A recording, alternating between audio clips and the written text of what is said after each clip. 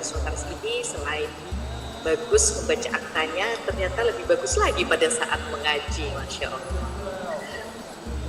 Jadi itu adalah kegiatan-kegiatan yang dilakukan dalam rangkaian peringatan Milad Notaris Muslim Indonesia yang keempat.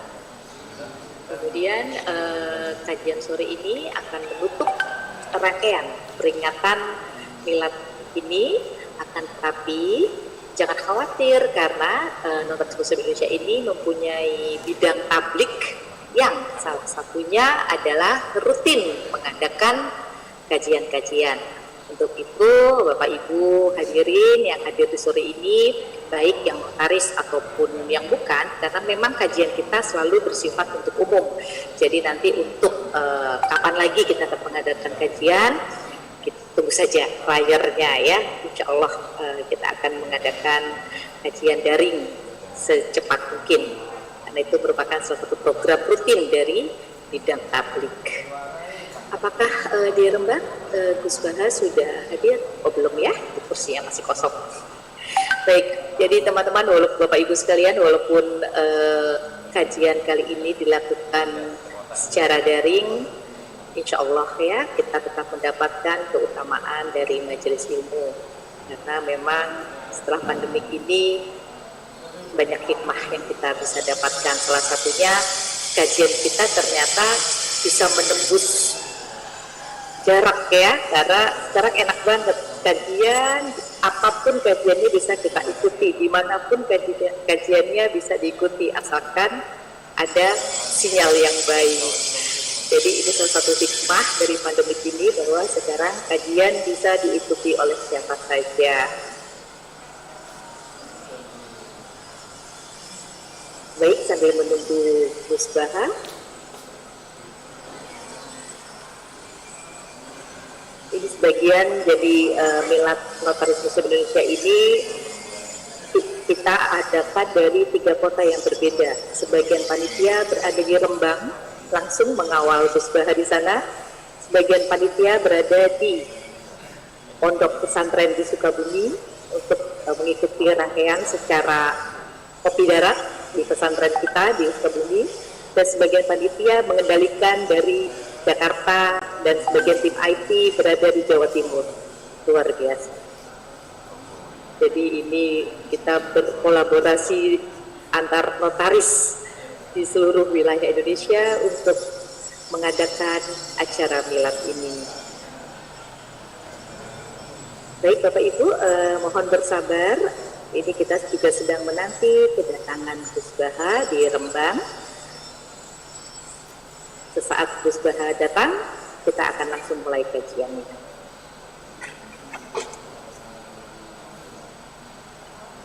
Buat teman-teman yang belum mengenal apa itu Notaris Muslim Indonesia, Notaris Muslim Indonesia adalah organisasi sosial dan keagamaan. Jadi kita hanya bergerak di bidang sosial dan keagamaan saja. Intinya semangat kita adalah menebar manfaat yang banyak untuk masyarakat dan umat.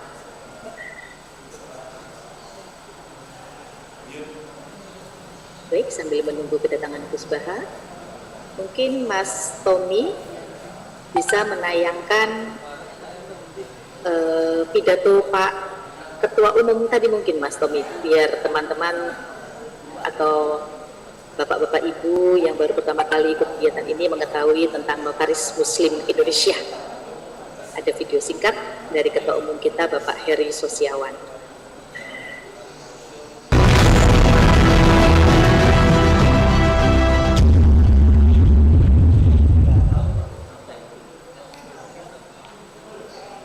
Assalamualaikum warahmatullahi wabarakatuh.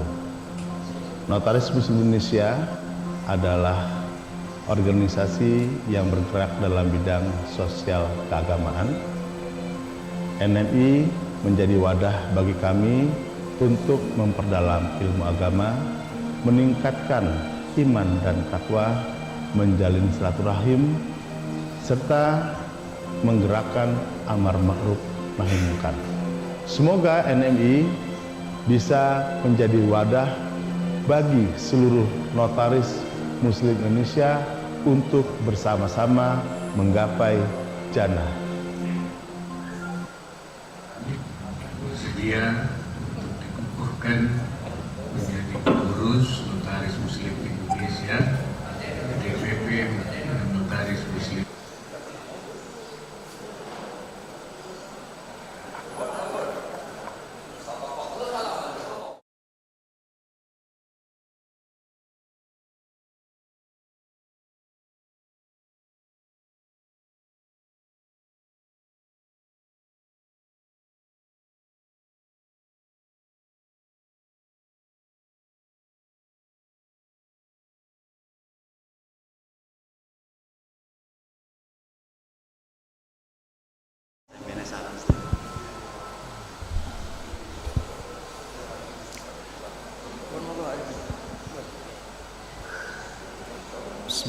Assalamualaikum warahmatullahi wabarakatuh. Alhamdulillahirabbil alamin, nahmaduhu wa nastaghfiruhu wa nasta'inuhu min shururi anfusina wa min sayyiati a'malina, may yahdihillahu fala mudhillalah wa may yudlil fala hadiyalah. Amma ba'd, fa ya ayyuhal hadirun wal hadirat azakumullah. Alhamdulillah, dalam sore ini kita bisa berkumpul dengan dalam keadaan sehat walafiat, dan juga yang sangat bahagia guru kita sudah hadir di tengah-tengah kita untuk bersama-sama mendengarkan segala apa yang difatwakan beliau. Untuk memulai acara kita, mari kita bersama-sama membaca Al-Fatihah. Al-Fatihah.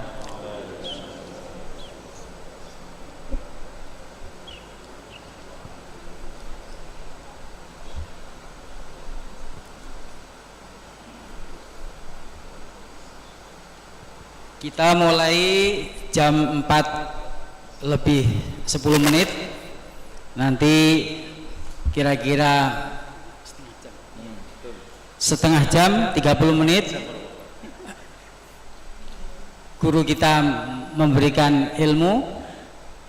Dilanjutkan nanti pertanyaan cukup 3 sajalah ya, 3 kali, 2 saja. 1 offline yang di sini, 1 lagi yang online. Jadi nanti kita insya Allah kita akhiri jam 5 atau 5:15 lah, udah selesai gitu. Dan untuk menyingkat waktu, kami serahkan kepada guru kita Gus Baha untuk memulai. Oh, ngoten. Nah, niki niki notaris ya kan. Pertama karena kita ke halayak umum.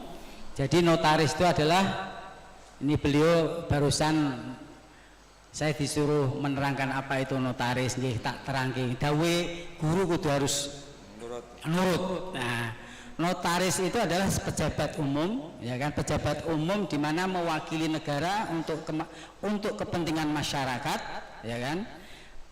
Untuk kepentingan masyarakat memberikan kekuatan hukum secara otentik. Nah, itu dibuktikan dengan akta notarial. Nah, disitulah pembuktiannya secara otentik. Nah, nanti mungkin dibahas juga sama Gus Baha itu, karena bahasa Arabnya notaris itu katibul adl. Nah, itu nanti kan fal yaktub katibul bil adl. Nah, itu jadinya katibul adl itu bahasa Arabnya notaris. Nah, nanti Gus Baha akan mungkin nambah-nambah kan ahli tafsir. Saya suruh menerangkan fungsinya notaris, nanti Gus Baha menerangkan katibul adl seperti apa.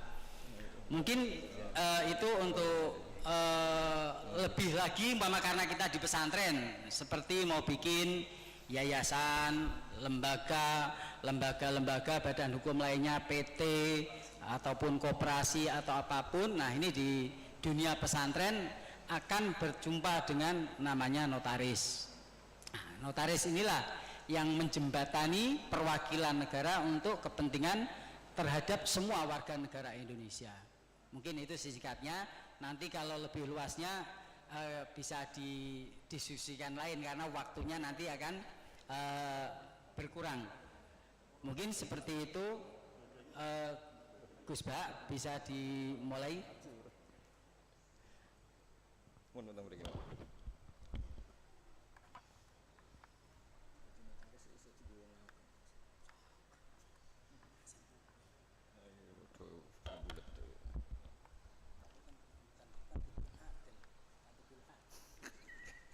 Assalamualaikum warahmatullahi wabarakatuh. Bismillahirrahmanirrahim. Rabbi shrah li sadri wa yassir li amri wahlul 'uqdatam min lisani. Allahumma shalli wa sallim wa barik ala habibika Mustafa Muhammadin wa ala alihi wa sahbihi asma'in, nama ba'du.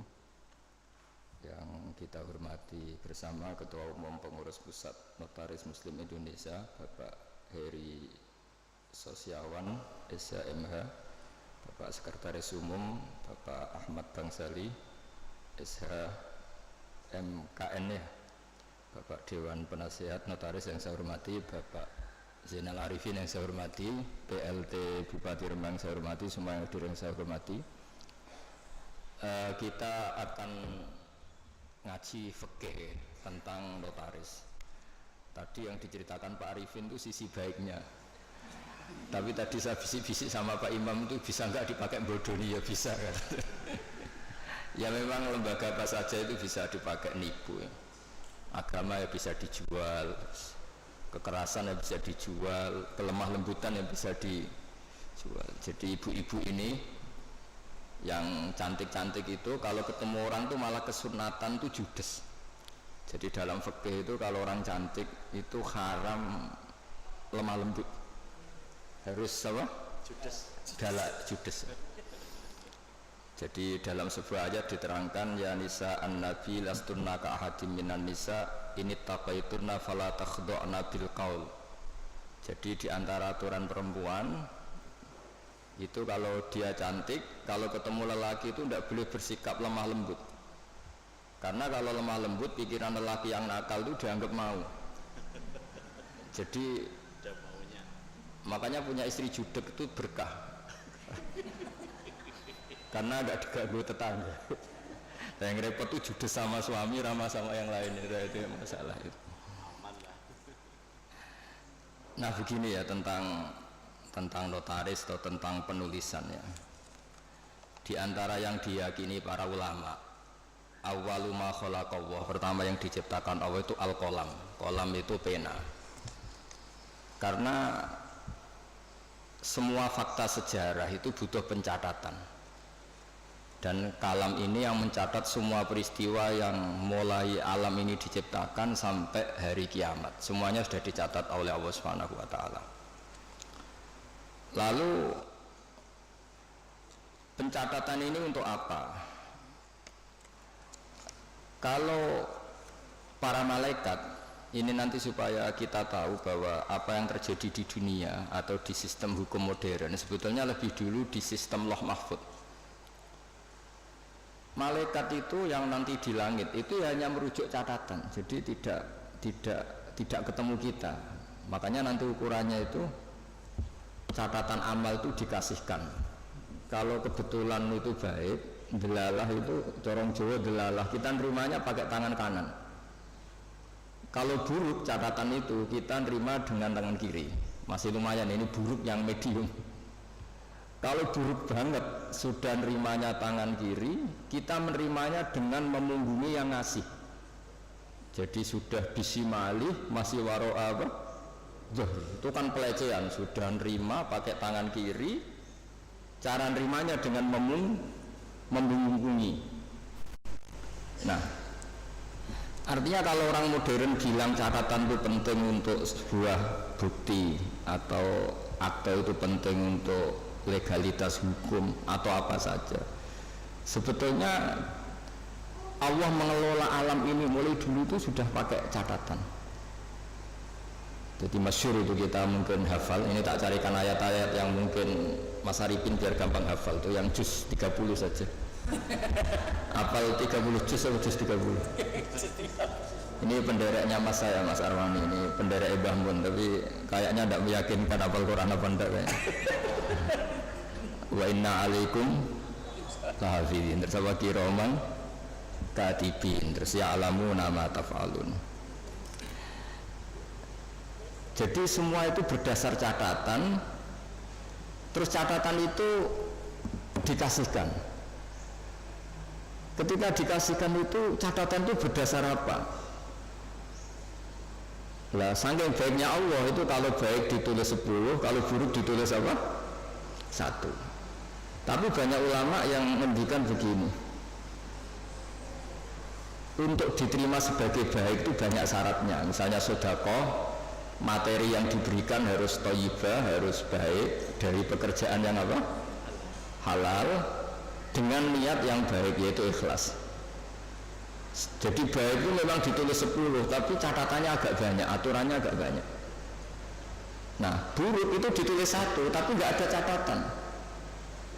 Sama ndak bisa misalnya habis maling terus saya ndak dosa, tadi saya ndak ikhlas itu.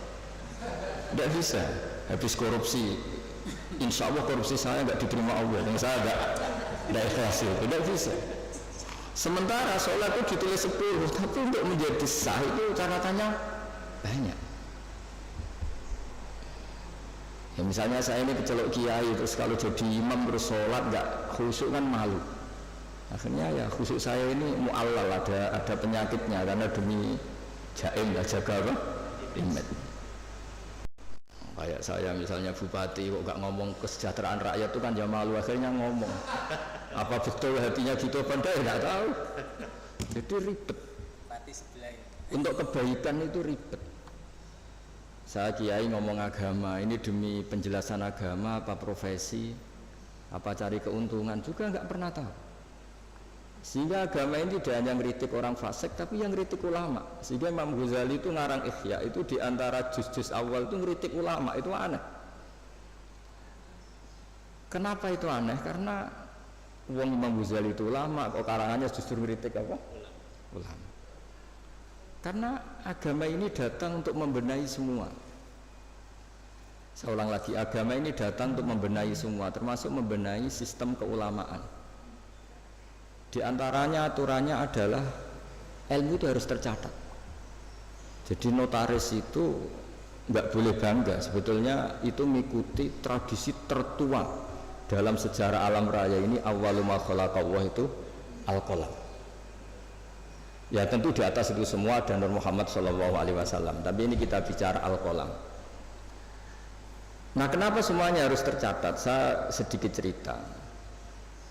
Banyak ulama yang berpendapat, pertama yang bikin kolam yang bisa memanfaatkan atau menggunakan alat tulis itu Nabi Idris. Itu beliau nulis terus. Sehingga beliau itu warfa'na humatanan aliyah, termasuk Nabi yang punya derajat yang tinggi. Karena jasanya itu suka nulis. Nah, akhirnya ini saya cerita ilmu keahlian yang saya tekuni, keahlian disiplin yang saya tekuni. Ketika Rasulullah SAW masih sugeng, itu semua yang dilakukan itu dicatat. Andai kan nggak dicatat, maka kita tidak tahu mana yang dulu, mana yang belakang, dan nanti punya efek hukum yang dulu bisa dinasah, dibatalkan oleh catatan yang lebih baru. Seperti undang-undang juga gitu, ada revisi semuanya, ada amandemen semuanya ada itu. Itu semuanya dicatat. Tapi jangan katakan catatan itu mengikat, ya tidak juga. Karena yang bohong juga banyak, sehingga dalam ilmu hadis ada hadis maudhu, dipalsukan. Jadi kalau notaris kok ceritanya baik semua kayak Pak Arifin, ya tidak mungkin hadis saja bisa dipalsu, apalagi notaris aktor. Itu di Jakarta saya sering ketemu orang-orang kaya kalau cerita. Satu tanah sertifikatnya bisa 3, asli semua. Ya kan ribet. Nah, kalau di dunia perdukunan itu semuanya bilang punya Nogososro, asli semua. Sing ahli Istanbul ya semuanya punya Istanbul, semuanya ngeklaim asli semua. Jadi catatan itu penting. Tapi kemudian validasi tadi menurut agama itu siapa? Era dulu yang dipercaya itu orang adil. Orang adil itu orang yang nggak pernah dosa besar atau tidak sering melakukan dosa kecil. Lalu dunia ini bergeser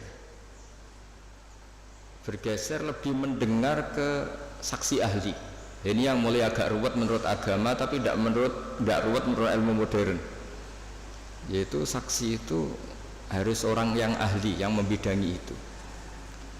Padahal ahli itu biasanya ya ahli dalam bidangnya, juga ahli ngakali. Makanya dulu guyonannya Gus Dur itu terkenal itu. Ada ustadz itu agak salah itu, ya memang salah itu. Ada wartawan dia nggak ngerti ustadz, singkat cerita Gus, ustadz itu orang suci, kenapa maksiat? Jawabannya Gus Dur lucu, yang boleh maksiat itu ustadz, kamu tidak boleh. Kenapa Gus? Karena dia tahu caranya tobat, kamu tidak tahu. Jadi sebelum maksiat sudah tahu, kalau melihat perempuan lain tobatnya wudhu kan gitu. Kalau ngerasani Pak Imam nanti tobatnya minta maaf, kan sebelum dosa sudah tahu caranya tobat. Nah, orang-orang ahli hukum, ahli pidana itu tahu cara ngakali pidana. Jadi, nah ini PR bagi kita semua. Lalu Allah itu tahu semua apa yang akan dilakukan hambanya, termasuk akal-akalan itu. Baik akal-akalan merekayasa kebenaran maupun akal-akalan dalam apa saja. Di sini akhirnya Quran itu ya bicara wa makaru wa makarallah wa huwa khairul makirin. Karena manusia itu mulai dulu cerdas. Ketika orang Yahudi dilarang berburu hari Sabtu dan hari Sabtu itu ikan banyak, mereka tidak berburu hari Sabtu, bikin jebakan, ya. Jadi bikin jebakan tok tapi nggak diambil. Setelah ikan itu tertahan, diambilnya hari Minggu, ya. Jadi ya jebak, ya, jadi orang Sabtu ini tapi Minggu. Jadi Nabi Idris itu cerita yang terkenal, yang pertama manfaatkan alat tulis itu. Sampai anda usah tanya ini riwayat ini hoax apa enggak, hadisnya maudhu apa enggak. Nanti setelah alim saja tanya itu. Sebelum alim jangan tanya dulu. Baca kitab tidak bisa konyol al hadis maudhu enggak, ini ribet orang-orang. Nanti setelah alim bisa baca kitab baru debat saya, supaya nanti kalau masih debat tak tanya sudah alim enggak belajar apa sendiri. Nabi Idris itu ingin masuk surga. Singkat cerita, dia itu berdoa, ya Allah, di antara anak ini cerita ini jarang saya ceritakan. Pertama ini saya cerita di semua ngaji baru ini saya cerita. Ini agak spesial notaris ini, karena Nabi Idris ini nabi pertama yang apa? Memanfaatkan tadi alat tulis. Itu nabi itu ya aneh cara berpikir. Nabi itu memang ya agak aneh cara berpikir, tapi anehnya orang baik. Saya itu kok kasihan sama malaikat yang ngatur matahari. Kan kalau menurut keyakinan agama semua sistem alam raya ini dipasrahkan malaikat. Lahu muakibat, pokoknya semua yang mengatur alam raya ini sama Allah dipasrahkan sama malaikat. Lalu orang modern entah bilang itu satu sistem atau satu apa terserah lah, tapi kalau istilah agama itu malaikat. Makanya diantara jawabannya Pak Quraisy Shihab ketika ditanya kalau makanan ada malaikatnya, hewan ada malaikatnya, padahal menurut ilmu modern itu tidak ada.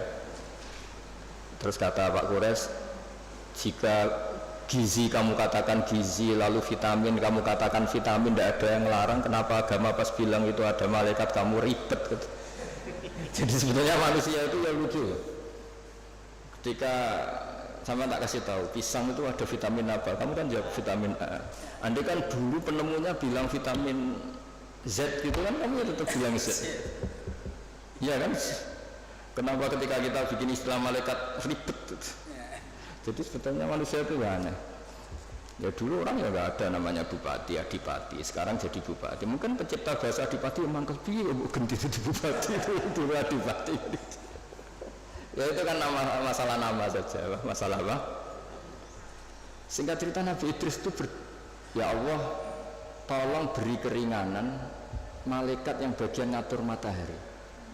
Nah, sebagian ngatur orang cantik kan ringan, bagian ngatur pohon-pohon yang indah itu ringan. Bagaimana malaikat yang ngatur apa? Matahari, panasnya kayak gitu terus kata Allah, doa kamu saya kabulkan. Hari setelah doa itu malaikat yang bagian ngatur matahari itu merasa rileks, nggak seberat kayak biasanya. Akhirnya tanya, ya Allah, Kenapa saya sekarang jadi ringan tugas saya? Ya berkat doa ini Nabi Idris. Singkat cerita terus, tolong beri hak dia terbang ke langit karena sudah mensyafaati saya. Terbang dia ke langit. Ketemu malaikat. Jadi orang baik itu ya kadang ngakali. Ketemu malaikat Israel. Tolong saya kasih tahu rasanya mati. Tapi ya kasih mati dia. Akhirnya di surga. Setelah di surga itu cerita kiai kuno itu, setelah kamu belum saatnya masuk surga, pulang lagi. Terus kata kiai kuno itu sandalnya ditinggal satu. Terus kata Nabi Idris, saya belum bisa keluar Gusti sebelum sandal itu ketemu. Lah surga itu luas, dicari sampai sekarang nggak ketemu. Makanya warfa'nahu makanan aliyah itu ada ulama mengatakan di antara nabi yang enggak meninggal selain Nabi Isa itu Nabi Idris, karena beliau sekarang itu masih tertahan di surga nyari sandal. Nah, itu ya gara-gara ngakalin malaikat Israel akhirnya mangkel. Ini kan orang belum mati, tadi kan mintanya mati itu uji coba, kenapa mati betulan terus nggak mau kembali.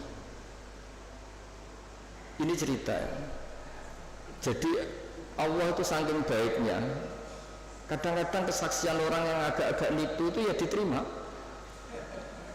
Dulu itu ada orang saking percayanya hadisnya Nabi. Ini cerita nyata itu, tapi saya tidak ingin dijadikan syariat.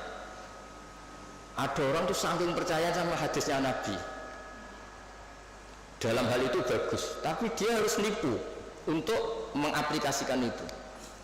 Yaitu ada hadis siapa yang mati disaksikan orang sekian, dia orang baik, maka dia akan masuk surga. Dia itu enggak orang baik sama sekali, akhirnya nyewa orang. Pokoknya nanti kalau saya mati, kamu harus bilang saya ini orang baik. Nyewa. Dia kali. Bayar saya. Iya, supaya punya akte bayar. Tapi tidak tahu kalau contohnya itu tidak tahu. Semoga itu tidak terjadi. Atau kalau terjadi ya semoga tobat. Akhirnya itu bayar betul. Dari rumah sampai kuburan ya orang-orang ini iya lah gitu. Ini orang baik, ini orang baik. Ya khair terus. Itu diampuni sama Allah. Allah bukan nilai bayar nyuapnya, tapi nilai wong itu percaya nih beda-beda di Nabi. Sama hadisnya. Jadi orang itu mempunyai sisi aneh. Jadi sudah tahu kalau yang legal formal notaris, ya sudah berusaha dapat notaris. Di satu sisi mengaku ini legal formalnya hukum harus punya akte. Supaya jadi dari segi ngaku itu legal formal yang diakui negara bagus, tapi dari segi cara mendapatkannya ini yang masalah kan. Jadi ya saya enak ya ini cerita aja. Saya ini tidak termasuk dia yang bisa disuaparnya, kalau mau ngomong ya ngomong aja. Terus diundang notaris, terus muji-muji terus ya enggak, itu mari tidak adil gitu ya biasa. Jadi sama Allah dimaafkan. Bukan nilai apa tadi? Uangnya, tapi nilai dia percaya. Sama bahwa yang disaksikan orang sekian tuh masuk surga. Jadi kita tidak pernah tahu cara pandang Allah. Dan ini harapan ya bagi kita semua yang sering salah, mungkin tidak sekedar pernah salah, saya ini sudah jujur sering salah, sehingga di teks hadis mangkulu bani Adam khotoun wa khairul khotoin at-tawwabun. Setiap dari bani Adam itu sering salah. Khoto itu bukan khotik, kalau bahasa Arab itu ghafir itu mengampuni, kalau ghafar sering ngampuni, wahib itu pemberi, kalau wahab sering memberi. Kayak kalau bahasa Arab itu kalau diikutkan wazan fa'al itu mubalaghah. Masih ingat ya? Masih maju ini masih. Ya, masih maju dia. Jadi itu kadang-kadang hubungan manusia dengan Allah itu kita tidak pernah tahu. Dan Allah itu unik. Kadang itu kalau dicatut itu kadang ya suka, kadang ya tidak suka. Kita tidak pernah tahu karena Allah itu yaf'alu ma yasha. Pernah ada seorang yang nakal lah, preman lah, nginjek orang yang sedang sujud. Kita kan sepakat yang nginjek itu salah. Kita pasti sepakat yang nginjek itu salah. Kemudian yang sujud ini entah saking nyuwun sewu bodohnya karena dia ada orang alim atau saking emosinya bilang gini, wallahi la yaghfiru wallahu lak, demi Allah, Allah tidak akan ngampuni kamu. Ini pelajaran bagi kita semua. Terus Allah mewahyukan, ini ada di Sahih Muslim, Allah mewahyukan sama Nabi di era itu, kulli fulan, katakan pada fulan itu yang sujud, yang soleh ini, man dzalladzi yata'alla alayya alla aghfira li fulan, beritahu orang yang sujud ini, yang soleh ini, kenapa dia mencatut nama saya hanya satu sepihak.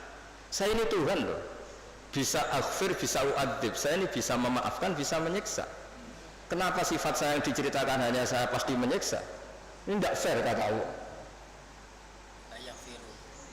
Kan ini hanya diceritakan demi Allah, Allah tidak akan memaafkan kamu. Loh, saya ini Tuhan, saya saja memaafkan, saya ini punya sifat ghafur, kenapa yang diceritakan pasti tidak fair, tidak memaafkan? Jadi kita tidak, padahal kita secara fikih suka memihak yang sujud kan tentu.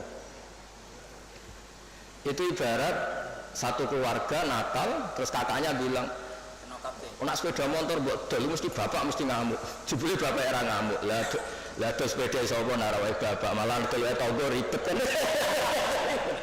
Kita tidak pernah tahu tingkat pemaafnya orang tua. Nah kita hubungan dengan Tuhan kalau kita soleh seringnya gitu, dengan kita Allah memaafkan, dengan orang lain tidak. Tidak bisa seperti itu. Allah tetap punya sifat dua, diulang-ulang tuh. Yaghfiru liman yasha wa yu'adzibu. Tapi inginnya kita sama orang lain, apalagi itu musuh kita, Allah yu'adzibu ma yasha, tapi dengan kita yaghfir. Jadi Allah itu kita atur kan. Itu tidak boleh, Allah tetap yafalu ma yasha.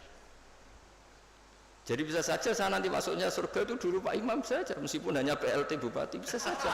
Karena Allah yafalu masa boleh saja. Tapi ya boleh juga kalau dia dahulu saya diusir lagi ya boleh saja kan. Tapi yang jelas itu Allah nggak suka dicatut sepihak, itu nggak suka. Nah sehingga maksud saya ngaji di sini, ketika kita sudah punya legal formal akte misalnya, jangan lalu melupakan bisa saja fakta sebenarnya tidak seperti itu. Karena tidak gampang, legal formal mewakili fakta itu tidak gampang. Saya cerita sedikit ini sekaligus peringatan bagi semua yang nangani hukum lah atau legal formal. Saya juga pernah didolani Dirjen Kemenhum. Saya sering cerita dulu ada orang bercekcok di depan Nabi, 2 orang. Itu Nabi cara ngendikan tuh hati-hati sekali. Fala alla ba'dukum alhana min ba'din. Mungkin di antara kamu ada yang lebih fasih berargumentasi. Fa'ad dia, kemudian saya putuskan sesuai argumentasi yang saya dengar karena lebih meyakinkan. Akhirnya saya menangkan. Tapi ketika saya menangkan dan dia ternyata salah, sebetulnya saya hanya ngasih dia neraka. Maka bertobatlah orang yang berpinter argumentasi. Jadi kan data itu ya bisa dipalsukan, argumentasi bisa dikondisikan, apa saja bisa. Jadi Nabi yang Nabi saja ketika bikin keputusan tentang sengketa-sengketa sosial, Nabi kalau ngendikan fala alla ba'dukum alhan itu lebih fasih berargumentasi, sehingga saya putuskan sesuai data yang diberikan ke saya. Tapi ketika data itu palsu atau enggak benar, sebetulnya saya hanya ngasih dia neraka. Dan data ini banyak ribet. Ini saya cerita sesuai bidang saya. Nanti yang di notaris atau di kehakiman atau apa saja bisa mengkiaskan, atau orang tua atau apa. Data itu membingungkan. Makanya dulu di antara cerita yang disebut Quran antara Nabi Dawud sama Nabi Sulaiman. Nabi Dawud itu orang soleh. Mulai dhisik nek wong soleh kon mikir teman-teman iku ora pati iso. Perkarane iku wis pikirane donya wis pilih buan ngono. Dadi wong soleh nek dadi pemimpin rada ribet. Nanti kira-kira bupati mbek kula ya saleh kula, nak mimpin itu ribet. Wong saleh iku mergo cara wong saleh iku donya iku sepele, buan PPN barang napa? Donya wae. Tapi nak wong rapati saleh kan iman. Jadi penting ra saleh itu kadang ya penting. Singkat cerita itu ana isu ya. Ana isu itu wong ayu tapi stres.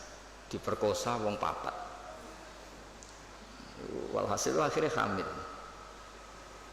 hamil, terus dilaporkan ke Nabi Dawud. Nabi Dawud bareng dilapuri, sing 4 ini termasuk tokoh.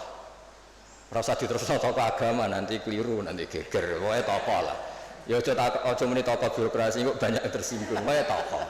Malah itu orang terpandang. Singkat cerita Nabi Dawud dilapuri, paling dihamili anjing. Yang 4 orang itu bilang gitu. Nabi Dawud namanya orang soleh, yes. Daripada mengkasuskan orang yang enggak kasus, ya diam aja. Setelah keputusan itu kelar, Nabi Sulaiman masih umur 13 tahun di situ. Kalau saya hakimnya, maka akan saya putuskan tidak seperti yang diputuskan bapak saya. Padahal Sulaiman itu bin Dawud. Terus kata Nabi Dawud, ya sudah kamu gelar pengadilan lagi, kamu hakimnya. Jadi dulu itu biasa anak sama bapak beda itu biasa, kalau urusan ilmu biasa. Kalau sekarang ada anak beda geger, sebenarnya itu biasa tuh. Kalau masalah ilmu, saya ulang lagi masalah ilmu, bukan masalah harta, bukan masalah kekuasaan. Akhirnya Nabi Sulaiman, dan ini menjadi ilmu yang sekarang ditiru para intel, para kasat reskrim, para itu. Nabi Sulaiman akhirnya tanya sama 4 tokoh ini. 4 orang gitu aja lah, nggak usah tokoh ribet. Tapi sebenarnya tagnya itu tokoh. Dipanggil satu-satu. Yang merkosa itu anjingnya warnanya apa? Hitam katanya. Dah kamu ke sana. Yang kedua ditanya, warnanya apa? Merah.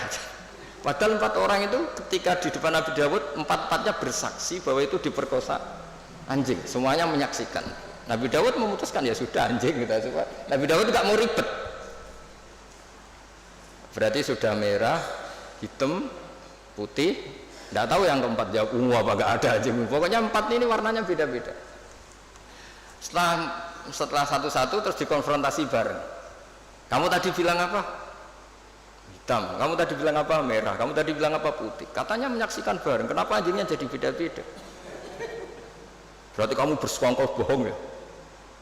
Wah, akhirnya ngaku kalau keempat ini yang tadi yang merkosa. Jadi apa ya? Menghakimi itu tidak gampang. Sehingga di Quran itu kalau Allah muji Nabi Dawud itu hanya dipuji kebaikannya, diantaranya inna sakharna ma'hul jibala yusabbihna seterusnya.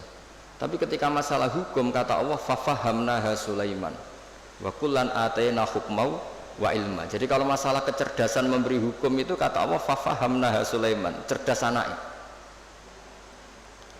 Begitu juga ketika ada mbak sama adik punya anak, sama-sama punya anak. Anak itu kalau kecil kan wajahnya mirip-mirip. Apalagi saudara ya, anaknya mbak sama adik. Singkat cerita di tengah hutan itu dimakan oleh serigala. Ya kalau sama-sama cantik anaknya kan mirip-mirip karena bersaudara. Nah sing sitok Afrika, sitok Indonesia kan raine sekarang video. Ini kan sama-sama satu klan yang sama, satu marga. Setelah dilaporkan Nabi Dawud, beliau memutuskan sesuai yang meyakinkan argumentasinya. Diputuskan, ya sudah yang hidup ini milik kamu. Misalnya menang adiknya. Ya sudah, karena kebetulan yang sebetulnya punya bayi tadi tidak bisa berargumentasi. Akhirnya Nabi Sulaiman ya sama. Kalau saya hakimnya tidak saya putuskan seperti itu. Ya Nabi Dawud ya fair, silahkan gelar pengadilan lagi. Digelar. Kata Nabi Sulaiman, ambilkan sapeso ya. Daripada 2 bersaudara ini bersengketa, bayinya dipotong 2 ya, dibagi katanya. Ini yang mbaknya ini yang tadi kalah itu langsung spontan, enggak, itu enggak bayi saya, silahkan dikasihkan adik saya. Sing adiknya tenang saja. Terus adiknya ditanya, kenapa kamu tenang saja? Kalau adiknya harus dibagi. Akhirnya dimenangkan mbaknya. Pikirannya Nabi Sulaiman, membiarkan bayi dipotong 2 itu tidak naluri seorang ibu, mesti jadi kira bener. Sing mbaknya karena ingin bayi ini nggak dipotong sampai rela dikasihkan orang lain, sementing bayi saya hidup. Ini naluri seorang ibu.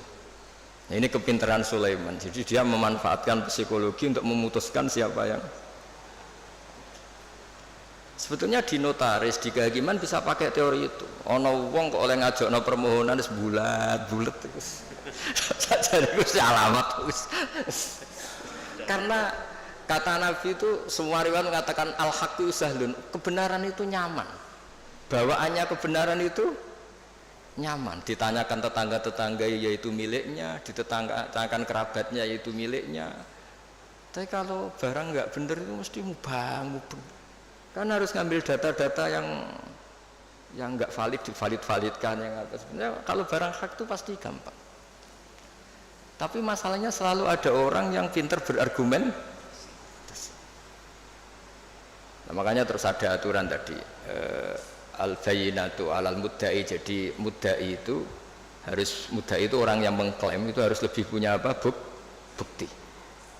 Tapi lagi-lagi ini masalah-masalah yang kita di zaman akhir itu kemudian ada profesi yang kadang-kadang nyuwun sewu keahlian itu lebih dipercaya ketimbang kesolehan. Saya itu kalau boleh komplain itu ya komplain, tapi SKBU takdir. Misalnya ini contoh ya yang terkait kita nekuni agama. Kita ini tentu suka bela orang soleh, itu suka. Kalau saya nuruti ghirah diniyah itu bela orang soleh itu suka. Tapi kita juga harus tunduk sama sifatnya Allah Ta'ala itu wa yaghfiru liman yasha. Juga kita harus tunduk bahwa Allah bisa saja mentobati siapa saja, kapan saja. Jika Nabi itu kalau disuruh masuk mau munafik itu ya nggak mau. Bisa saja Allah itu aradawahu bi khair, entah kapan. Kayak apa bencinya Nabi sama Wahsy karena membunuh orang paling dicintai Nabi itu Qatilu Hamzah. Tapi malah Wahsy dikasih apa? Tobat sama Allah. Makanya kata Imam Ghazali, berapa orang sing sabbal anbiya akhirnya yatubu alaihim. Itu yang akhirnya iman sama Nabi itu dulu orang-orang yang pernah ingin bunuh Nabi.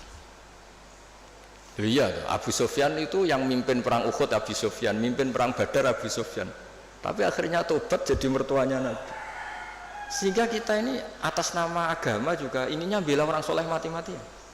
Tapi atas nama agama juga memberi harapan kepada orang yang sedang fasik karena banyak cerita mereka itu tobat. Sehingga kalau kita atas nama ilmu ya sudah ngikuti cara Allah ngendikan. Misalnya liyadzawwa shadiqina bisidqihim wa yu'adzibal munafiqina ya insa'a aw yatuba. Sudah kita harus ngomong 2 kali. Allah menyiksa orang munafik itu ya insa'a kalau Allah ingin, aw yatuba atau Allah memberi tobat. Jangan karena kita marah seakan-akan orang itu pasti kena siksa. Tidak mesti juga, bisa saja Allah ngasih ampunan. Makanya ada 2 hadis terkenal dalam hal ini. Yang satu Nabi pernah ngendikan al-qatil wal maqtul finnar. Yang bunuh maupun yang dibunuh sama-sama di neraka. Sahabat komplain, hadza al-qatil fama balul maqtul. Oke, kalau pembunuh di neraka masuk akal ya Rasulullah. Kalau yang dibunuh kenapa harus di neraka? Jawab Nabi itu unik.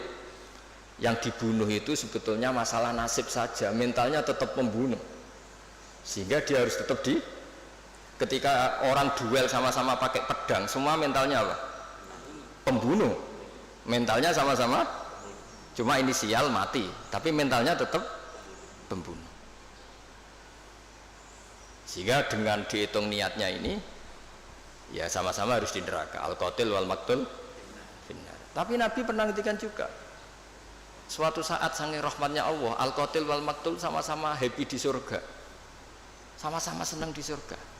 Hadza yaqtulu hadza fayatubu hadza, ya akhirnya ketemu di surga. Ya tadi Sayyid Hamzah karena dibunuh Wahsy, beliau syahid langsung surga. Wahsy karena tobat dan mengkafaroi membunuh Musailamah al-Kadzdzab juga di surga. Semuanya mungkin karena Allah yaf'alu ma yasha. Dan Allah yaghfiru liman yasha wa yu'adzibu man yasha. Nah di sini kenapa banyak kiai-kiai alim itu tidak tegas. Kata orang yang nggak pinter, kiai NU ora tegas. Sakjane kok perkara tegas ora tegas. Ya pancen ngaji, ya, untuk ngaji wis ngene iki. Ini bukan urusan tegas tidak tegas, pancen untuk ngaji kabeh ora mesti. Sehingga sing soleh pun berdoa mati-matian supaya husnul khotimah. Kita mungkin saudaranya itu 5. Ternyata mungkin di antara mereka ada yang cara mendapatkannya itu coro Jawa menang-menangan. Ya kan kita tidak pernah tahu.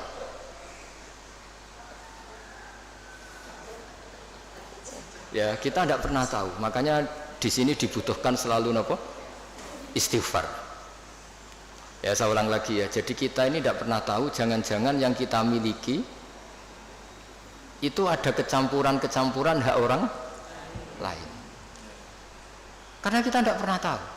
Meskipun sekarang legal formalnya kita punya sertifikat, punya seperti ini contoh. Mungkin ini banyak yang tersinggung, tapi ini hukum tetap saya beritahu. Dulu Nabi itu melarang kalau orang terpelajar bertransaksi sama orang lugu.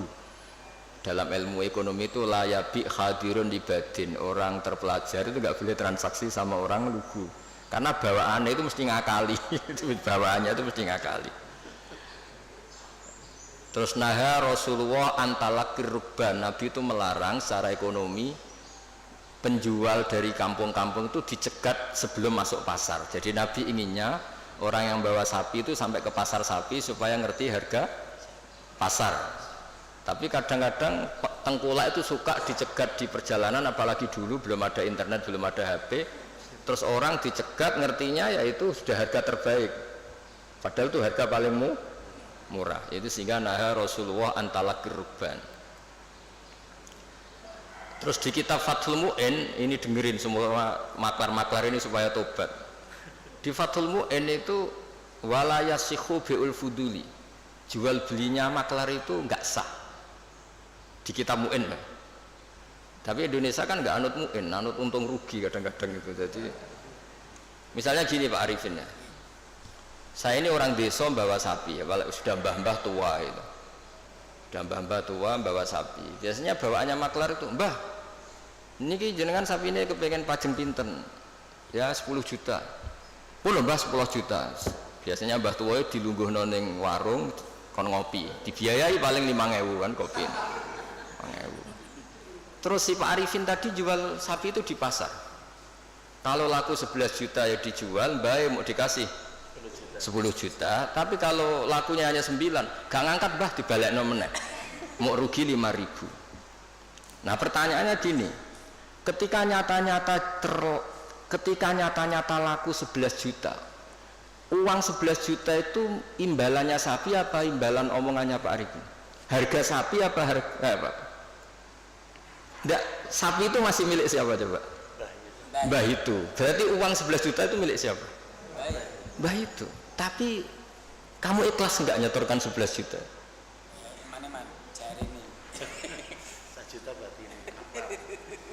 Mesti mbah mau kan sampean kepengen 10 juta itu 10 juta. Pertanyaannya tetap saja secara fikih 11 juta itu semuanya milik mbah tadi. Karena yang kamu jual masih. Nah, sebetulnya ada cara supaya halal. Mbah sapi tak utang. Berarti kalau diutang nanti ketika payu 11 juta ya kamu ya gak masalah kan posisinya mbah sapimu payu dol piro 10 juta. Oke 10 juta tak utang mbah ya. Berarti payu 11 juta kamu bayar 10 juta. Tapi resikonya nak payu 8 juta kamu tetap bayar 10 juta. Tapi kalau selama akadnya maklar itu yang kamu jual tetap milik mbah itu, dan berapapun harganya uang itu ya milik mbah itu, karena as-saman fi muqabalatil mabi, harga ini tetap harga barang yang dijual, sementara itu masih milik mbah tadi. Jadi nah saya tidak tahu apa mazhab lain membolehkan itu enggak, tapi tetap normalnya itu ribet. Jadi makanya Nabi itu dulu itu nggak suka kalau ada orang lugu-lugu dagangan ke pinter, nggak suka. Sampai Nabi ngintikan layabi hadirun di batin, hadirun itu orang kota, batin itu orang bedui, saking inginnya itu. Nah Artinya mungkin di notaris, di kejahakiman, di kejaksaan itu ojo sampai lawang terpelajar berperkara ambek wong lugu bawaane iki bodoni iki dibodoni kan.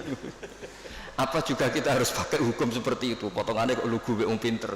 Sik mbah ora babak kok sik golek sing babak.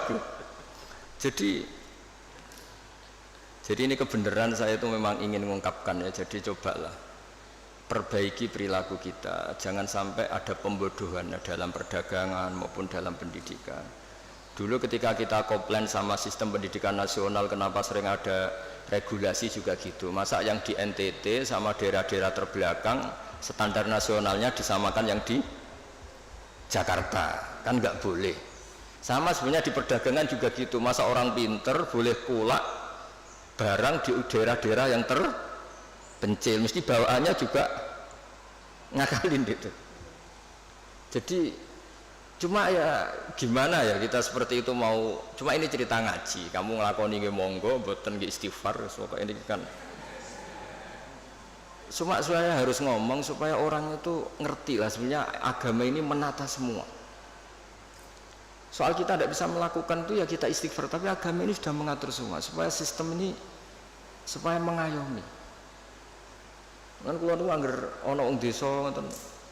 Kadang-kadang kula niku kan kecelok kiai gede lah, kadang-kadang wong ya kepengin Gus kula niku duwe tanah sak menten teng daerah niki dol Gus regane murah. Ayo mending sampeyan nek pinter wae dagangan ribet pinter sik. Dan nek sampeyan butuh duit tenan nulung malah rapopo gak ribet, sanggep ae hibah kek-kekan mergo ribet.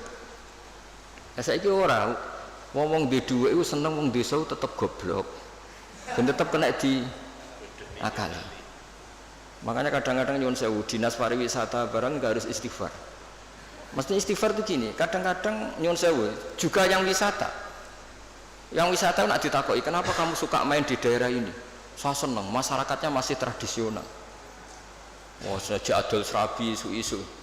Mereka ini bangsa kita yang juga ingin maju, tapi sing tukang wisata seneng nak mereka tetap desa jadi gue tontonan, bukan gue objek gitu. Kita ini katanya mau mengentaskan dari yang nggak terpelajar menjadi terpelajar. Kadang-kadang manusia pedalaman nyun sewu tinggu tontonan, manusia pohon tinggu. Udahlah, kiai ya istighfar, saya sebagai ulama juga istighfar, semuanya istighfar. Bahkan Nabi yang sempurna, yang maksum, yang nggak pernah salah pun menganjurkan semua orang itu harus tetap istighfar. Tapi kamu misalnya benci dinas pariwisata ya keliru-kelirunya tadi. Awal mereka terakses oleh publik ya gara-gara ini. Dan barokahnya terakses ini suatu saat anak-anak pedalaman ini akhirnya terpelah. Kita tidak pernah tahu hikmahnya. Jadi pokoknya semuanya terus butuh istighfar. Nggak bisa ndak. Ya misalnya secara legal formal Pak Imam ini PLT Bupati Rembang, mimpin Rembang. Tapi secara hukumnya Allah misalnya, jangan-jangan kamu pimpin tuh wali, orang wali mimpin wali kan kurang ajar misalnya. Jadi hukum ya semua hukum ya ribet kan menurut hukum gitu. Tapi ya sudah kita ya ikhlas wae dipimpin panjenengan ini aturan dunia gitu. Makanya kalau nanti guyon mbek Pak Ganjar dinanteng dunia mimpin kula sonan akhirat gentenan ya. Karena memang harus seperti itu. Karena jogeman ulama uga wali jadi ning dunia dipimpin ning akhirat dipimpin menang ribet. Jadi kudune gentenan oh. Gantian. Nah ini pelajaran bagi kita. Jadi di antara keinginan Rasulullah SAW itu orang-orang yang tertinggal itu sampai masuk pasar Pak Arifin supaya ngerti harga pasar sehingga mereka terpelajar. Sama lihat di bab di Sahih Muslim atau Bukhari itu betapa Rasulullah itu di bab B itu diulang-ulang itu. Nah Rasulullah antalakir rubban layabi hadirun libadin. Tapi ini orang sudah mulai lupa, malah seneng kalau ada orang-orang lugu seneng. Kulak ning desa wae ijek murah. Nah, ini kalau apa? Artinya kan kita sebetulnya suka kalau bangsa kita ini dolan ning kono wae masyarakat ijek desa. Suweneng. Anak bangsa sendiri, saudara kita sendiri kene wisata dhuwur gubuk, ndelok petani ijek desa nu suweneng. Menawa ning atine kena diakali. Nggak sing seneng rabi ya ngono, rabi ini kayaknya murah. Ngirit. Aktif ingin. Jadi Rasulullah itu kayak apa hebatnya itu. Jadi di antara yang dilarang Nabi gimana? Orang-orang desa bersentuhan sama orang. Tapi yang dilarang orang kotanya karena ini yang dianggap subjek.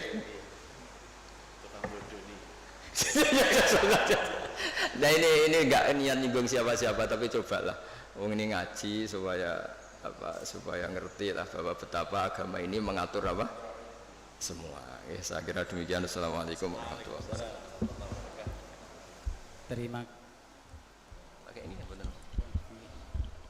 Terima kasih atas ilmunya Gus Baha, guru kita. Ya tadi sedikit kias-kias kita bisa mengambilkan manfaat lah ya kan, kita sebagai pencatat beberapa transaksi.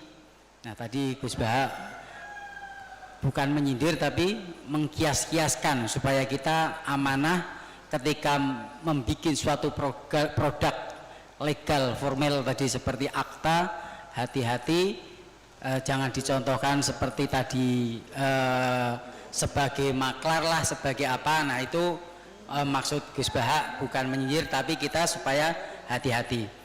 Untuk selanjutnya pertanyaan dari rekan-rekan, mungkin dari sini satu, nanti dari online saya baca satu. Silahkan.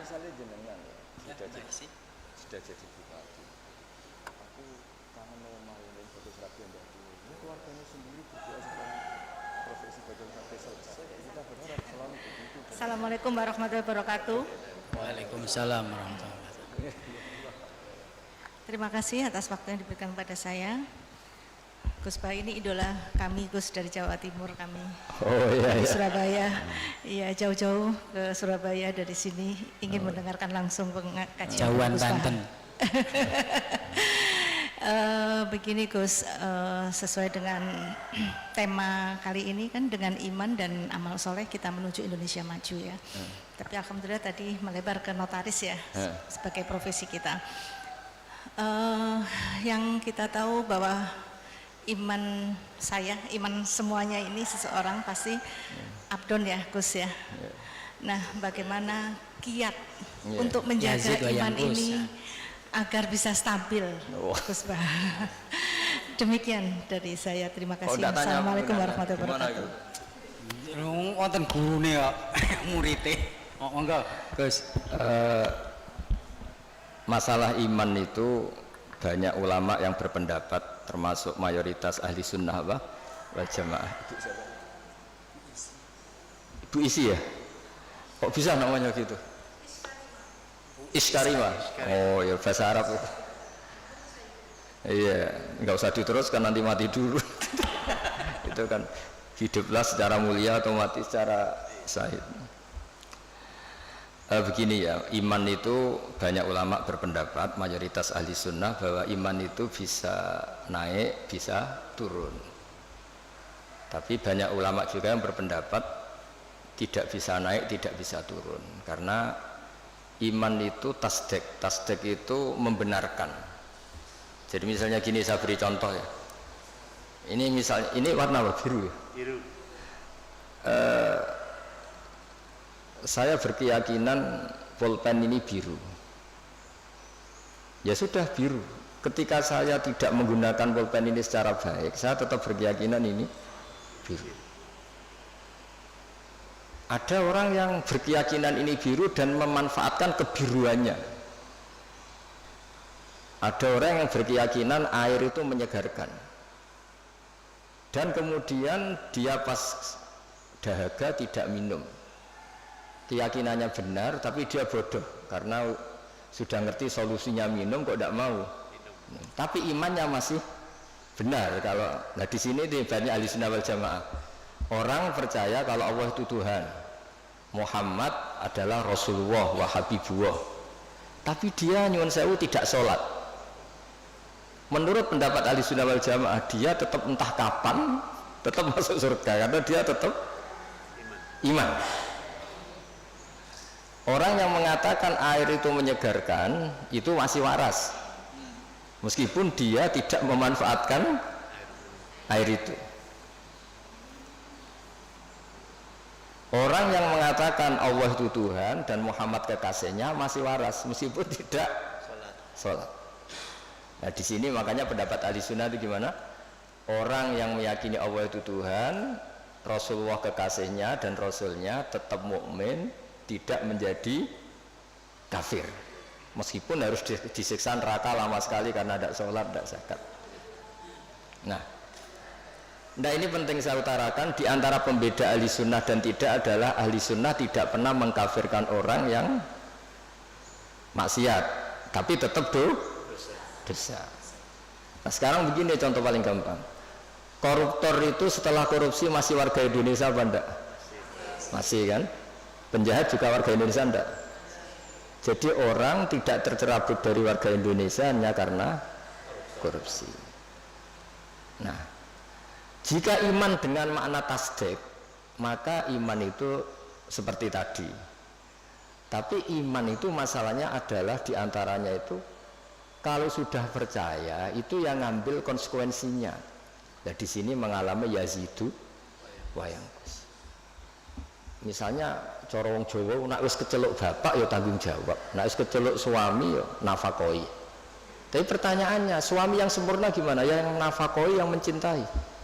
Tapi jangan dibalik, kalau gak nafakoi terus gak suami, ya sama lah dia suami mesti nganggur ya akeh. Jadi ini kan masalah-masalah yang menjadi perdebatan ulama. Nah kalau sama tanya gimana cara menambah iman, ya tadi dengan amal soleh, dengan. Tapi saran saya di atas amal soleh itu ada yang namanya akidah, cara berpikir. Misalnya begini, saya ini sebagai kiai itu ya kadang-kadang takut mati. Tapi kecil sekali saya takut mati, karena setelah saya berpikir, dulu saya itu nggak ada. Saya ini kelahiran tahun 70, sebelum tahun 70 itu saya tidak ada. Tahu-tahu ada. Dan ketika ada saya tidak tahu cara ngatur jantung saya, paru-paru saya, sistem oksigen yang saya butuhkan.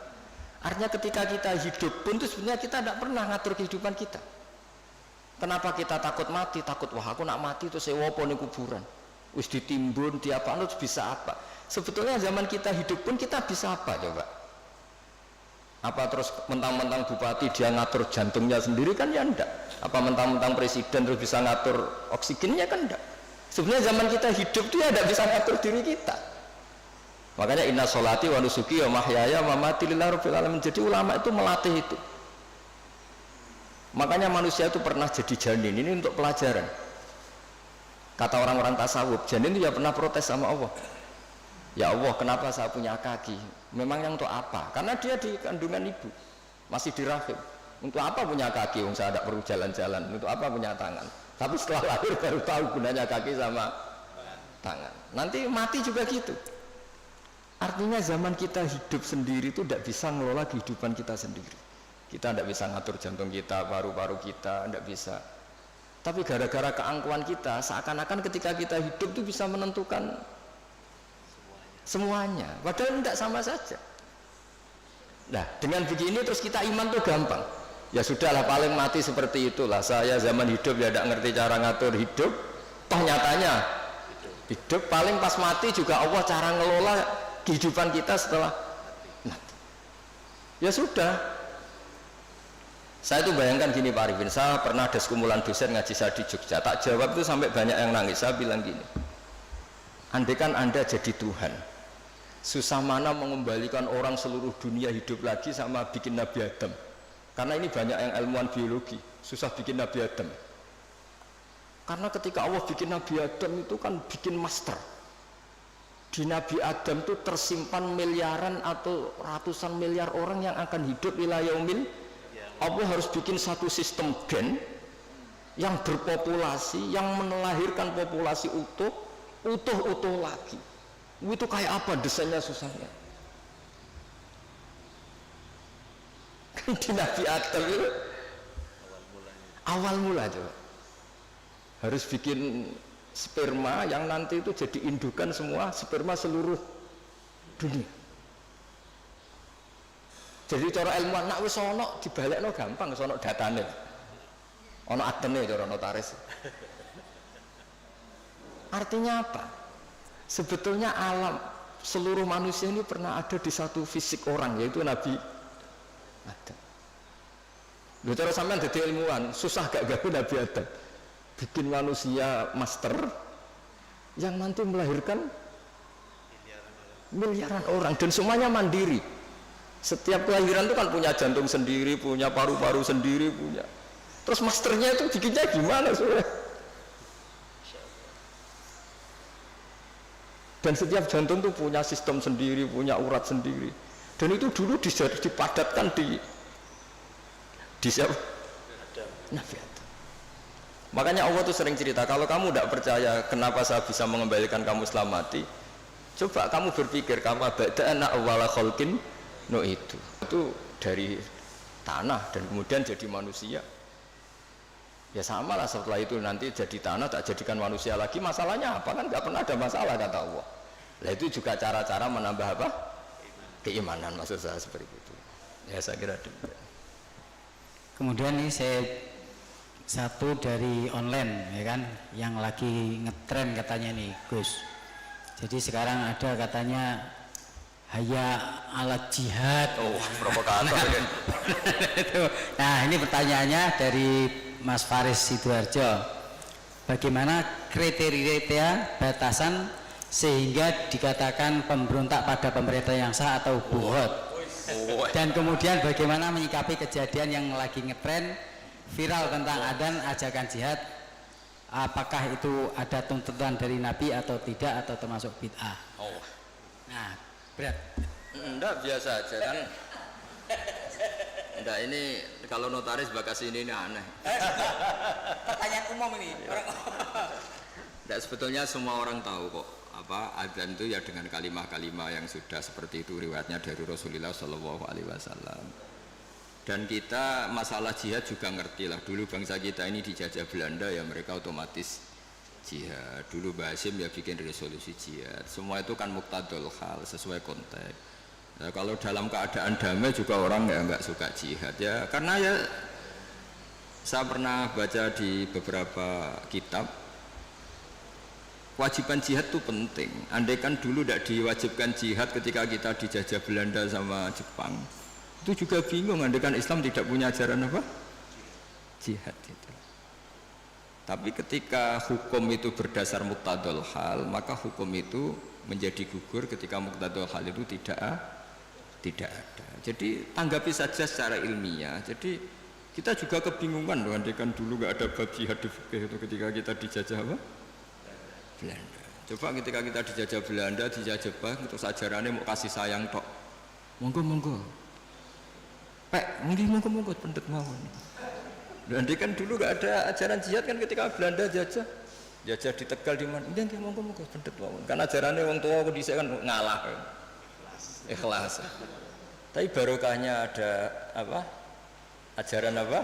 Jihad. Kita bisa melawan Belanda dan merasa jihad fisabilillah.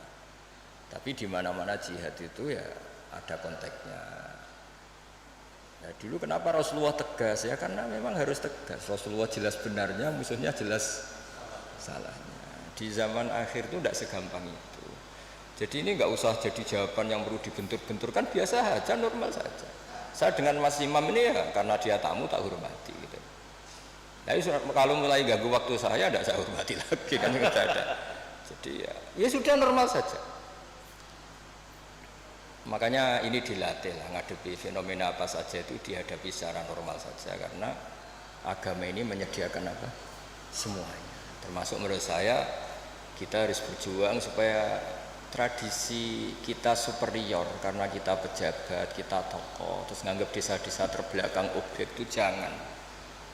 Kayak ya tadi, kayak kita anggap desa-desa terbelakang ini jadikan wisata karena udaranya masih segar gini-gini. Oke, kalau itu awal dari kita kenal orang-orang desa nggak apa-apa. Tapi kalau awal menjadikan itu objek, wah enak beli tanah di sini murah itu. Wah enak nikah di sini murah gitu. Paling dipakani sakmene wis gelem itu kan terus. Jadi intinya itu ya seperti itulah. Saya mohon semohon-mohonnya agama ini datang dengan nggak suka naman, nggak suka adu-adu. Jadi yang tukang adu-adu ya harus tobat, itu ancamannya berat. termasuk adu-adu itu yang menyampaikan kalam ini, omongan ini untuk benturkan ini, sudahlah. Kamu bayangkan ketemu Allah itu berani tanggung jawab apa enggak? Kita semua maksudnya. Sehingga jangan pula yang suka Islam rahmatan alamin terus nggak ngomong babji aja, jangan juga. Dulu kita tidak bisa bayangkan ketika ada Belanda, ada Jepang, andekan orang Islam nggak disangoni kewajiban apa? Ya, tapi semua itu ya ada muktadul halnya, ada konteksnya, terus ada ya ini normal saja. Jadi sebetulnya nggak perlu dijawab karena ini urusan notaris, tapi ini hukum normal buat tidak ada. Jadi kalau yang menentang saya tentang semua kitab yang ada di fikih itu memang ya jawabannya seperti itu. Yang jelas itu ya sudah ya, kita ingin rohama bainahum, ingin saling mencintai, saling melengkapi, saling menghormati, dan semua kita doakan apa wamahdina fiman terus sampai apa dan seterusnya. Dan selalu guru-guru kita, Mbah Mun, bapak saya itu kalau setiap ketemu orang, ketemu kelompok tertentu itu mesti doanya Allahumma alif baina qulubina wa aslih dzata bainina, supaya kita itu baik-baik saja. Karena menyatukan hati itu ya tidak gampang. Rasulullah yang kekasihnya saja dingendikani pangeran, aku sendiri Muhammad yang menyatukan hati antara Aus dan Khazraj. Lau anfaqta ma fil ardi jami'an ma allafta baina qulubihim walakinna Allaha allafa bainahum. Jadi kalau ingin Indonesia damai, semua wali maupun tidak wali, apalagi yang jabat ini harus berdoa. Yang bisa mendamaikan itu hanya kersane Allah. Kita tidak bisa. Bupati, wakil bupati, roto-roto ya seangkatan, bariku ya taruh. Itu sudah sunnatullah. Jadi artinya makanya diantara sifatnya Nabi di beberapa kitab dulu itu apa? Mengumpulkan api dan salju. Ketika Ka'bul Akhbar dan banyak peneliti Taurat itu ngerti Nabi punya sahabat yang bernama Abu Bakar yang dingin sekali, dan punya sahabat Umar, itu yang dimaksud. Jadi mengelola hatinya orang itu. Apalagi ngelola 2 istri atau 3 istri dari zaman itu. Itu susahnya. Iya itu kan ya ilmunya dapat.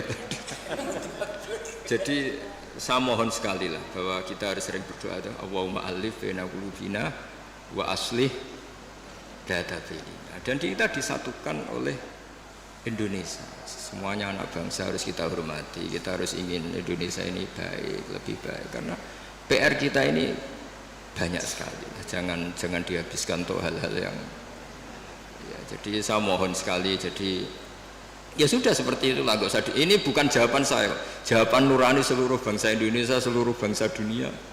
Itu kan ya normal, ini kan sudah. Sebenarnya nggak perlu dijawab, sudah normal, ini normal sekali. Mana ada saja. Lah niku maos mawon kula niku. Udah ini sudah selesai. Selesai. Lah niku tasih setunggal mari. Oh iya. Ya.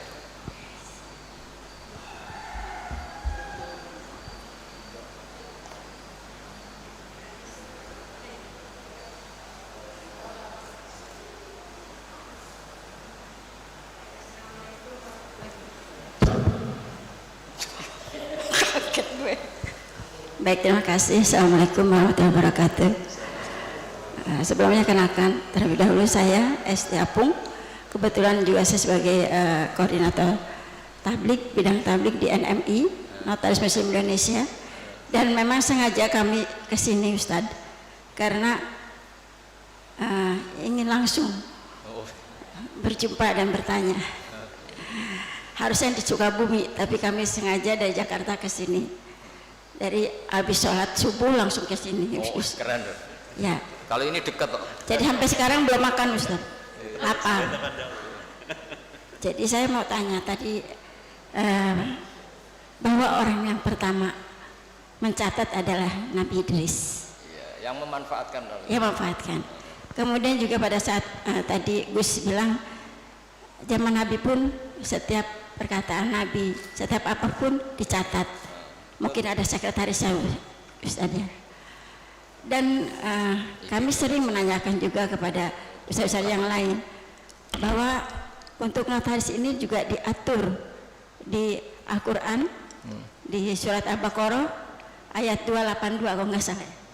282 Ustaz. Nah, itu bagaimana kaitannya dengan peristiwa-peristiwa yang telah Allah berikan kepada Rasul-Rasul, dan sehingga pada saat terakhir, kitab terakhir disebutkan bahwa setiap ada perjanjian atau apapun yang dilakukan oleh manusia itu harus dicatat dan disaksikan oleh 2 orang saksi. 2 orang saksi itu kalau perempuan maka sama dengan satu laki-laki sama dengan 2 orang perempuan. Jadi kalau misalnya saksi berarti 3, kalau 2 perempuan berarti plus 1 laki-laki. Sementara kalau di dalam kehidupan kita sekarang, karena berdasarkan undang-undang nasional, saksi itu mau laki mau perempuan sama, Gus. Nah, bagaimana menurut pandangan Gus hari sini? Terima kasih. Assalamualaikum warahmatullahi wabarakatuh. Assalamualaikum warahmatullahi wabarakatuh. Namanya siapa ya? Balen niku dadi MC ora jelas. Jadi tadi pertanyaannya Gus, intinya tentang masalah persaksian dalam suatu akad. Di situ kan mungkin idza tadayantum, terus disebut bisa hadatain. Nah, dua orang saksi. Nah, undang-undang jabatan notaris itu mengatur bahwasanya ketika ada suatu transaksi itu cukup dengan 2 saksi, mau itu perempuan-perempuan maupun laki-laki 2. Nah, sementara tadi yang beliau ketahui di ngaji-ngaji di pengajian, kalau seandainya saksi perempuan harus 2, kalau seandainya mewakili laki-laki. Begini ya santai mawon ya. Niki biasa nderek Mbah Mun, kemarin sudah ke saya provokasi. Santai mawon gini ya. Ini termasuk di antara kesalahan kita, kadang bandingkan hukum fikih Islam dengan tatanan modern. Sebetulnya masalahnya ndak harus ekstrim itu gitu. Karena sesuatu yang nggak perlu dibenturkan ya ndak usah dibenturkan, ya biasa aja, hanya biasa aja begini. Sebetulnya ayat itu kan ada terusannya, farojulu wa mro'atani mimman tardona minasyuhada. Ukurannya apa? Misalnya antadilla ihdahuma fatudzakkira ihdahumal ukhra. Jadi Abu Hanifah itu sangat longgar dalam bab usul fikih. Jadi yang diceritakan Quran itu tentu kondisi ideal versi yang paling baik, versi yang paling dapat ridha Allah. Tapi selalu saja, saya ulang lagi, selalu saja ada ruang di mana orang-orang ahli fikih bikin kaidah ma la yudraku kulluh la yudraku kulluh. Jangan kalau tidak bisa ideal terus sama sekali. Jadi kalau tidak bisa a'lal kamalat, jangan sampai tidak di adnal kamalat. Misalnya begini, kalau nuruti ideal, saksi itu harus adil. Adil itu orangnya nggak pernah dosa besar, nggak sering dosa kecil. Mana ada orang sekarang seperti itu? Terus saksi itu orangnya harus begini-begini. Nak nuruti istri juga gitu, kalau nuruti kriteria itu harus gitu. Nggak ketemu. Li jamali harus cantik, wa mali harus punya uang, harus punya nasab, punya agama. Pasti yang seperti itu tidak mau sama kamu kan gitu. Jadi, nah lalu inti daripada kesaksian itu qat'un niza. Ada kepastian kalau sengketa ini menang ini, karena ini ada saksinya, yang lain tidak ada saksinya, atau yang satu saksinya kuat, yang satu tidak kuat. Itu saja sebetulnya kebutuhan dalam konflik itu qat'un niza. Soal surahnya persis apa enggak, ya kita yakin yang digambarkan Quran itu kelas A, adnal a'lal kamal. Yang kita lakukan itu adnal kamal, karena mau tidak mau. Saya ulang lagi, mau tidak mau. Dulu itu malah kalau nuruti persis, kalau sengketa itu disidangkan itu harus habis asar. Dulu orang masih normal, kalau habis asar itu kan mau surup, itu mau matahari tenggelam.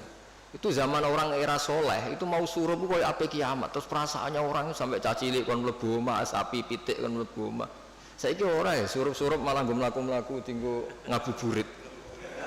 Nah, dulu enggak, bayangkan dulu itu enggak ada listrik. Enggak ada listrik, terus orang itu kayak histeris setiap mau ngadepi apa malam itu. Karena enggak ada.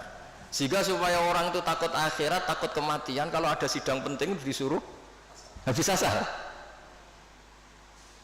Ini kalau menurut cerita Quran. Makanya kan di Quran itu ketika ada dua orang itu bersaksi fayusimani billah la syaitan dari ba'da sholat itu disuruh apa? Habis sholat apa? Asar. Jadi dulu itu orang itu sampai seperti itu. Tapi sekarang eranya rubah, orang itu profesional, ada jam ngantor. Jam ngantor jam 9, jam 10 itu waktu orang paling lupa mati. Kan dulu itu idzadatu bainikum ta hadar ahadakum muntau taraka khairan alwasatu dan akrabun terus sak terus itu jadi dicari waktu paling orang itu gampang ingat akhirat, kemudian dia ada bohong mergo surup-surup. Makanya kalau orang dulu sudah umur sak Pak Arifin waktune wis asar, maksudnya wis meh gitu. Dan dulu itu ngefek betul sampai Nabi ngendikan jangan sholat habis asar, karena habis asar itu setan sedang mengangkangi di sisi ini. Itu makanya dulu terus dipakai kesaksian supaya orang itu takut.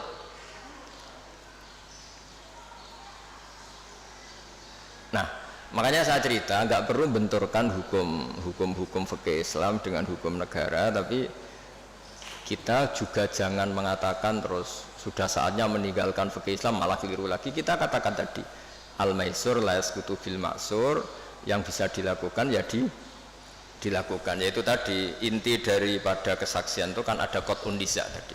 Kalau ada percekcokan ya kita tentu mihak yang punya saksi daripada yang tidak punya saksi, yang saksinya adil daripada yang saksinya fasik, yang saksinya banyak daripada yang saksinya sedikit. Ya sudah, itu yang apa ya, maksimal yang bisa kita ketahui. Bisa saja indallah sebetulnya salah, kebetulan ini saksinya adil, ternyata adil pesanan, sudah didesain sedemikian, diset sedemikian rupa, dikondisikan terus. Ya kita tidak pernah tahu. Makanya Saudara Rasul ketika kamu berdebat di depan saya, jangan-jangan di antara kalian cara berargumentasi lebih meyakinkan, kemudian saya menangkan. Sebenarnya ketika saya menangkan dan kamu salah, sebetulnya kamu tak kasih neraka gitu. Dan Nabi ngendikannya dengan penuh, ya Nabi punya karisma, sehingga dulu tuh wong ape bodoh niku ora sida saking wibawanya Nabi. Nah, sekarang nyari kodi yang wibawa kayak Nabi kan tidak mungkin. Malah kodine wedi pesakitane mergo orderan misalnya, kan ribet.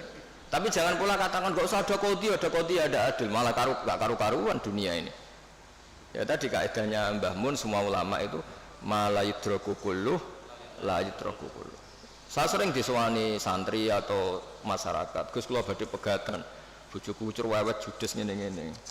Terus ketika tak bedheki gini rata-rata sudah pegatan. Enak endi keceluk di bojo ambek keceluk duduk. Isen ndi kira-kira?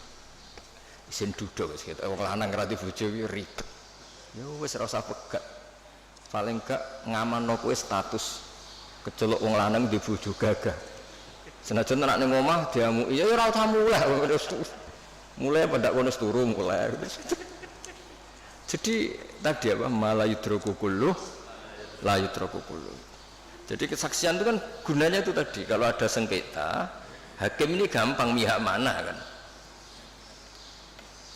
Ya sudah, kalau notaris itu nganggep perempuan ini cukup dalam kesaksian, ya sudah, itu katakan hukum notaris. Tapi apa itu menghilangkan hukum Islam apa? Nggak usah gitu, itu nanti memicu. Senengannya kok memicu gitu. Ya kira-kira gitu ya.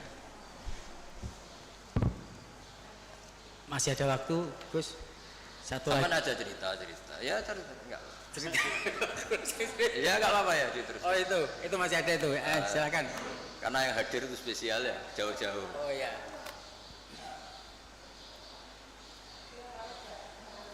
Kayak pemimpin itu harus hadir. Enggak menuruti gitu. Enggak ada ya. Yang enggak pakai uang, enggak jadi buka-buka. Terima kasih. Saya tadi sangat terkesan apa yang disampaikan Gusmu berkenaan dengan Gus Baha, saya mohon maaf, berkenaan dengan perdagangan ya. Artinya orang kota ini tidak boleh berusaha dengan orang desa kan gitu ya, dengan catatan ada kekhawatiran orang kota yang punya ilmu dan sebagainya ini merugikan orang-orang desa ya. Terus terang aja kami juga dari kuliah-kuliah dulu tentang perdagangan menurut syariat ini kami baru tahu ini Ustaz. Luar biasa menurut kami ya. Dengan apa yang saya sampaikan tadi ini ya. Dan fenomena di masyarakat ini real memang ya. Kita tidak bisa menutup mata ya bahwasanya perdagangan orang desa dengan orang kota ya ini akan ada yang dirugikan, yaitu orang-orang desa, kecuali orang kota tadi ini betul-betul memegang syariat ya. Yang ingin kami tanyakan Ustadz ya, bagaimana kita ini bisa berdagang ini menurut syariat kan ya, karena menurut syariat ini karena hari-hari ini kita berdagang ya, termasuk tidak boleh dusta terus mungkin di dalam perdagangan itu kalau ada orang kecewa atau tidak jadi beli itu dikembalikan dengan ikhlas, langsung malaikat berdoa, ya Allah hindarkan orang ini dari kebangkrutan orang yang jual tadi ini. Sehingga kami mohon petunjuk bagaimana kiat-kiat kita seorang muslim ini bisa aman di dalam syariat untuk melakukan perdagangan. Matur nuwun Ustaz. Pakai itu aja Kak. Iya. Asmane siapa? Asmane Mas Abdul Razak. Gini Mas Abdul Razak ya, Bapak Abdul Razak. Jadi seperti yang saya ceritakan tadi, sebenarnya Nabi itu kan sangat mencintai semuanya, dan agama ini ad-dinu an-nasihah. Awal orang desa ngerti kota ya barokahnya orang-orang kota itu. Tapi ya diharapkan oleh Nabi perjumpaannya itu bukan perjumpaan kepengen ngakali, tapi memang ingin menambah atau transfer ilmu lah gitu. Kalau niatnya gitu bagus, karena ad-dinu an-nasihah, agama ini nasihah, maksudnya nasihat itu berkomitmen baik kepada orang desa atau pada orang apa lain. Coba sekarang kok udah timpang gimana ya? Di kampung itu ada hukum sosial yang bagus, misalnya buruh itu ya buruh, mengumpulkan uang dari kota maupun dari buruh ke orang lain supaya kuat beli tanah tetangganya yang harganya paling 20 juta 15 juta dan menaikkan kasta hidupnya. Tahu-tahu orang-orang kota mentang-mentang punya uang 1 miliar 2 miliar, tanah di kampung itu sudah diborong, padahal miliknya orang Gunung Kidul diborong orang, enggak diapa-apain. Nah ini buruh-buruh kampung situ yang ingin beli hanya corong Jawa nempel, hanya ngambil kaplingan saja tidak mampu, karena setelah dimiliki orang kota enggak akan terjual lagi selain harganya apa? Mahal. Jadi itu dulu kalau zaman Sayyidina Umar ada orang beli tanah luas kok enggak digunakan, itu disita oleh negara, harus dipaksa digunakan atau dipinjamkan atau apalah, yang penting tetap apa? Manfaat. Jadi kalau sampean tanya gimana supaya perdagangan itu jalan, ya tadi yang terpelajar ini kalau ngajak wong desa ya niati ya tadi ya transfer ilmu, transfer peradaban, bukan malah ngakali tadi. Sampean cari di hadis Sahih Muslim itu ada itu bab itu jelas ada nah Rasulullah antalak birruban. Ada teks bagian bentuknya ngendikan la yabi hadirun libadin. Layak jangan sampai orang yang terpelajar ini transaksi sama orang apa bedui. Tapi dalam konteks yang niatnya tidak baik. Tapi kalau niatnya baik, di mana-mana kalau yang dilarang ya tentu yang tidak baik. Tapi kalau niatnya transfer ilmu kayak tadi, wisata ke orang pedalaman, tapi niatnya awal dari pembelajaran ya benar. Niatnya gue tontonan tok. Malah ketika mereka terpelajar, wah di sini kena api, ono manusia pohon sekarang sudah ada indah. Itu kan kurang aja betul, sama-sama anak bangsa sing sitok penonton, yang satu jadi objek, itu kan ngawur betul itu. Ya kira-kira seperti itu. Yang penting tadi ad-dinu an-nasihah, agama ini adalah apa? Nasihat. Nasihat itu berkomitmen kalau hubungan dengan orang lain niatnya supaya orang lain itu lebih apa? Baik, tidak menjadi korban. Ya sekian demikian Mas Rusak. Saya satu Pak tambahan. Oh iya. Ya, enggak apa-apa. Terima kasih waktu yang disampaikan kepada saya. Saya melihat judul ini, Ustadz, dengan iman dan amal soleh menuju Indonesia. Sebenarnya judul ini mantap, ya. Bobotnya iman dan amal soleh. Sehingga kalau kita lihat di dalam ajaran agama kita, ya, judul iman dan soleh itu dikategorikan oleh Allah sebagai sebaik-baik makhluk. Ya. Dan mereka dalam hidup dan kehidupannya nanti tidak akan rugi. Ya. Lantas gimana, Pak? Sekarang banyak kaitannya dengan kita selaku notaris ini dan dikaitkan dengan masyarakat luas. Kondisi Indonesia banyak yang mengatakan sudah dasarnya iman dan soleh. Semuanya umat Islam melaksanakan dan melakukan berjuang untuk iman dan soleh. Tapi dalam kehidupan sehari-hari masih demikian kondisinya. Ya, ini gimana ya, Pak? Penjelasan dan supaya ini tepat sasaran ini. Begini ya, jadi perasaan saya juga perasaan semua orang seluruh dunia mungkin. Jika orang itu digerakkan oleh roja itu harapan kepada Allah, maka kita ini akan baik-baik saja.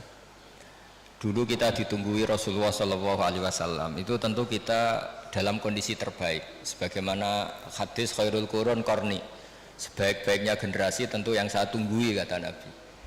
Dan kemudian ada merosot, dan ini normal. Masa ditunggoni Nabi padha ditunggoni Pak Imam kan ora mungkin gitu. Masa ditunggoni Wali Songo padha karo tunggoni Pak Arifin kan ora mungkin. Makanya andekan ini merosot ya saya seneng saja. Masa tunggoni Nabi mbek ora padha wae kan enggak. Tapi kita harus berpikir optimis begini. Nabi itu memang figur yang luar biasa. Kadang-kadang ngendikan ma min yaumin illa ba'dahu syarrun minhu. Tidak ada hari kecuali trennya lebih buruk. Tapi jangan kira Nabi hanya ngendikan begitu. Nabi juga sering muji kita. Tuba liman amana bi walam yaroni. Cek bejane orang yang sebetulnya tidak menyaksikan saya langsung tapi berusaha meniru saya. Ini kan luar biasa. Kita nggak dididik Nabi, nggak dididik sahabat, nggak dididik Wali Songo, mau dididik ustad. Kadang dididik modin, wis gelem sholat, yo madhep ngulon, yo patang rakaat nak duhur, itu sudah luar biasa. Jadi bahkan sebagian riwayat itu Nabi ngendikan sab amarat ketika ngendikan tuba liman amana bi walam yaroni. Hebat betul orang yang iman kepada saya, sebetulnya dia tidak melihat saya. Bahkan Nabi pernah cerita, ini supaya sampean optimis. Asmane siapa? Pak siapa? Mukhtar ya? Ya Pak Mukhtar. Nabi itu pernah cerita begini Pak Arifin, siapa orang terbaik dari kalian yang paling iman? Terus kata sahabat, ya kita. Cara Jawa gini, bangkune kowe ora apik, wong roh aku tak didik aku. Ya roh ajarlah kamu baik, tak didik saya langsung. Ya malaikat yang di aras, kata Allah, wahai malaikatku, wajar dong kamu iman sama saya, wong kamu penjaga aras, tahu surga, tahu neraka.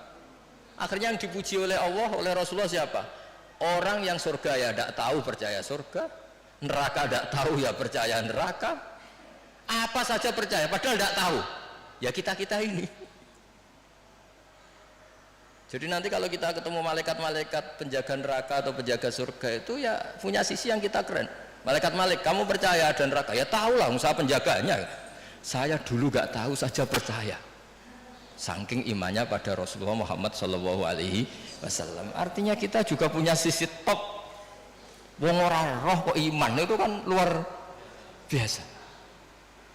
Jadi ini supaya optimis ya. Jadi dulu Indonesia terkenal Buddha, Hindu, dan kita dulu minoritas. Lama-lama sekarang mayoritas. Bukan sekedar mayoritas, bahkan memimpin. Rata-rata presiden, pejabat ya Muslim. Ya trennya tetap naik lah. Kecil saya itu orang yang jilbaban hanya keluarga kiai, sekarang satu kampung hampir jilbaban semua. Ya kita berpikir optimis lah, jangan yang pesimis. Jadi kalau trennya ya enggak itu Pak. Dulu rata-rata pejabat kayaknya rapati sholat. Sekarang arah sholat itu ora keren ya. Ya saya kira demikian. Mari kita tutup dengan bacaan Al-Fatihah.